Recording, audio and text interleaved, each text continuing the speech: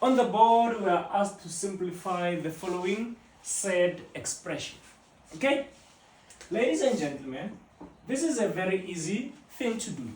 You just need to know your perfect squares. Because when you're working with sets or irrational roots, you must be able to do your perfect squares. Let's now go. Ne? The first thing that I'm going to do here is I know that the perfect square that can go into 32, the highest perfect square that can go into 32 is 16. So which means 32 I can write it as 16 times 2. You might be tempted to say 4 can go into 32, which is a perfect square, but it's not the highest. You always want to get the highest perfect square that can go. Ne? Plus, the highest perfect square that can go into 18 is 9. So 18 I can write it as 9 by 2.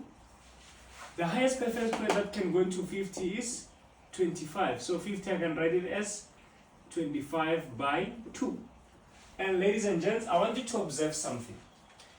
These things are always by 2, you see? By 2, by 2, by 2.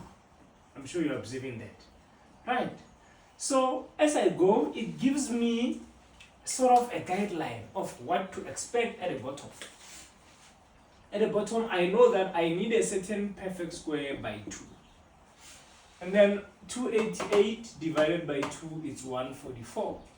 You see, by observing the by 2's can easily help you to break others down. For example, after I get by 2 here, I know that I must multiply a certain number by 2 to get 18, and that number is 9.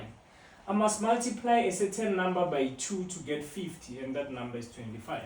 I must multiply a certain number by 2 to get 288, so that number is 144. And make sure that your first numbers are always perfect squares.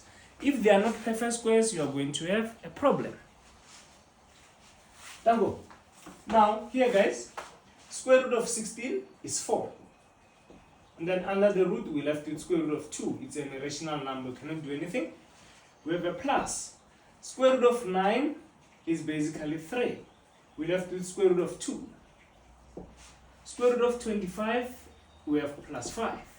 And we left with square root of 2. Over. Square root of 144 is 12. We left with square root of 2. Okay? Then what you're going to do now, ladies and gents, is you're going to just add these numbers in front of your root 2. So 4 plus 3 is 7. Plus 5 is 12, which means you have 12 square root 2. Okay?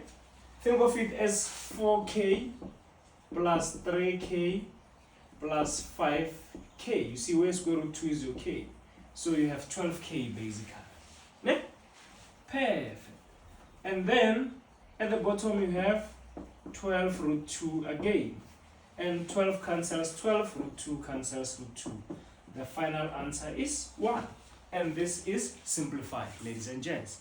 If you found this video helpful, don't forget to subscribe to my YouTube channel, Bahula Clinton, for more questions like this. We upload hundreds and hundreds of videos monthly on that YouTube channel. Please share the channel with your friends and family. And thanks to those who have already subscribed.